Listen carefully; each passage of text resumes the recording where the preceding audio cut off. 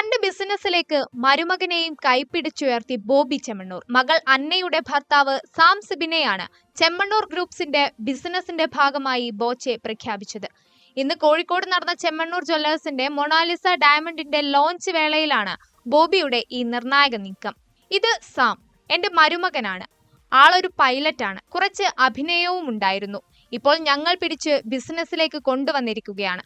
ഇത്രയുമാണ് മരുമകനെ കുറിച്ച് ബോച്ചെ പറഞ്ഞ വാക്കുകൾ. തുടർന്ന് സാം മാധ്യമങ്ങളോട് ചമ്മലോടെ ഹായ് എന്ന് പറഞ്ഞ് സെൽഫ് ഇൻട്രൊഡ്യൂസ് ചെയ്യുന്നുമുണ്ട്. ഇത് പിന്നെ സാം എന്റെ മരുമകനാണ്. ഇപ്പൊ ബിസിനസ്സിൽ ആളും കൂടെ നമ്മളെ സഹായിക്കുന്നുണ്ട്. ബിസിനസിന്റെ നമ്മളെ സപ്പോർട്ട് ചെയ്ത് അതിന്റെ ചാർജ് ഏറ്റെടുത്തിരിക്കുകയാണ്. Sam pilot. Hello, just get introduce. ഇവരൊക്കെ ആയിട്ട് പരിചയപ്പെടുത്താണ് ആദ്യമായിട്ട്. പുള്ളി പൈലറ്റാണ്. സിനിമയിലെ ഡയറക്ഷനും കുറച്ച് അഭിനയമൊക്കെ ഉണ്ടായിരുന്നു. അപ്പൊ നമ്മൾ പിടിച്ച ബിസിനസ്സിലൊക്കെ ഇട്ടിട്ട് ബിസിനസ്സിലേക്ക് ആയി വരികയാണ്. ബോബി ചെമ്മണ്ണൂർ സ്മിത ദമ്പതികളുടെ ഏക മകളാണ് അന്ന. കോവിഡ് കാലത്ത് ആഡംബരങ്ങളൊന്നുമില്ലാതെയാണ് അന്നയും സാമും വിവാഹിതരായത്. ക്വീൻ, ഓർമ്മയിൽ ഒരു ശിശിരം തുടങ്ങിയ ചിത്രങ്ങളിൽ അഭിനയിച്ചിട്ടുള്ള നടനാണ് സാം സിബിൻ. ക്വീനിലെ ജിമ്മൻ എന്ന കഥാപാത്രം ശ്രദ്ധ നേടിയിരുന്നു. നേരത്തെ ചെമ്മണ്ണൂർ ഗ്രൂപ്പിന്റെ പരസ്യ ചിത്രങ്ങൾ സാം സംവിധാനം ചെയ്തിട്ടുമുണ്ട്.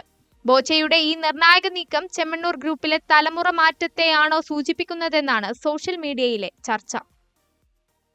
ഞാൻ കുംഭമേളയ്ക്ക് പോകണമെന്ന് ആഗ്രഹിച്ച ഒരു വ്യക്തിയാണ്. കാരണം അവിടെ മഹർഷിമാര് ഇരുന്ന് പറക്കുക, പിന്നെ അങ്ങനെ പല കഴിവുകളും നമ്മളിൽ നിന്ന് വ്യത്യസ്തമായിട്ട് ഒരുപാട് കഴിവുള്ള ആൾക്കാരുണ്ട് അവിടെ. അപ്പൊ അവർക്കൊന്ന് കണ്ടിട്ട് നമുക്ക് അതിൽ നിന്ന് വല്ല അടിച്ചു മാറ്റാൻ പറ്റുമോ എന്നൊക്കെ അറിയാനും പഠിക്കാൻ റിസർച്ച് ചെയ്യാനൊക്കെ ആയിട്ട് ഞാൻ പോവാനിരിക്കുകയായിരുന്നു.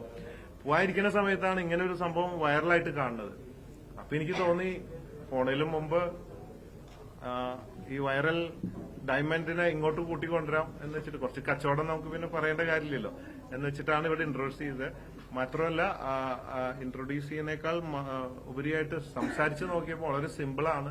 പിന്നെ എനിക്ക് തോന്നി എന്തുകൊണ്ടും വളരെ വളരെ കഴിവില്ലാത്ത വളരെ സിമ്പിൾ ഫാമിലി, പാവപ്പെട്ടതാണ്. അങ്ങനെ ഒരാളെ ഇങ്ങനത്തെ ഒരു ഇതിൽ കൊണ്ടുവരുമ്പോൾ നമുക്കും മാത്രമല്ല ആൾക്കും ഒരു ഫസ്റ്റ് ഓപ്പർച്യൂണിറ്റി ആണ്. ഇനി ഇതിന് ശേഷം ഒരുപാട് പേര് വിളിക്കും.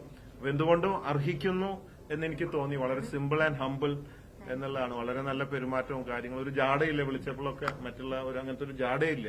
അപ്പൊ അതൊക്കെ വളരെ അട്രാക്ട് ചെയ്തു. ഉടനെ ഞാൻ പറഞ്ഞു എനി കോസ്റ്റ് ആളെ ഇവിടെ കൊണ്ടുവരണം. അങ്ങനെയാണ് അതിന്റെ ഒരു തുടക്കം. ഇനിയിപ്പോ ഞാൻ ഈ കഥ പറഞ്ഞു, ഞാൻ കുംഭമേളയ്ക്ക് പോകാൻ തയ്യാറെടുക്കുമ്പോഴാണ് ഇങ്ങനെ സംഭവം എന്ന് പറഞ്ഞപ്പോൾ ആളെ എന്നെ ക്ഷണിച്ചു. നമുക്ക് ഒരുമിച്ച് കുംഭമേള പോവാന്ന് പറഞ്ഞു. പക്ഷെ കുംഭമേളയ്ക്ക് പോയാൽ എനിക്ക് തിരിച്ചു വരാൻ പറ്റും, പക്ഷെ ആൾക്ക് തിരിച്ച് വീട്ടിൽ പോകാൻ പറ്റുമെന്ന് അറിയില്ല. കാരണം അന്ന് കണ്ട ക്രൗഡും അവസാനം പോലീസ് ഡ്രസ്സൊക്കെ ഇട്ട് മൂടി വണ്ടി കയറ്റി കൊണ്ടു, നിങ്ങൾക്ക് അറിയുന്ന സീനാണ്. അതുകൊണ്ട് ഞാൻ ഇനി കൂടെ പോയിട്ട് ആൾക്ക് വല്ലതും പറ്റിയ അടുത്ത കേസിന് ജാമ്യം എടുക്കാൻ ഞാൻ ഇനി അവിടെ പോണ്ടി വരും. പിന്നെ ശീലമായതുകൊണ്ട് കുഴപ്പമില്ല. അങ്ങനെയാണ് ഇതിന്റെ ഒരു ടേണിംഗ് പോയിന്റ്. കേരളത്തെ കുറിച്ച് ഒന്നും അറിയില്ല.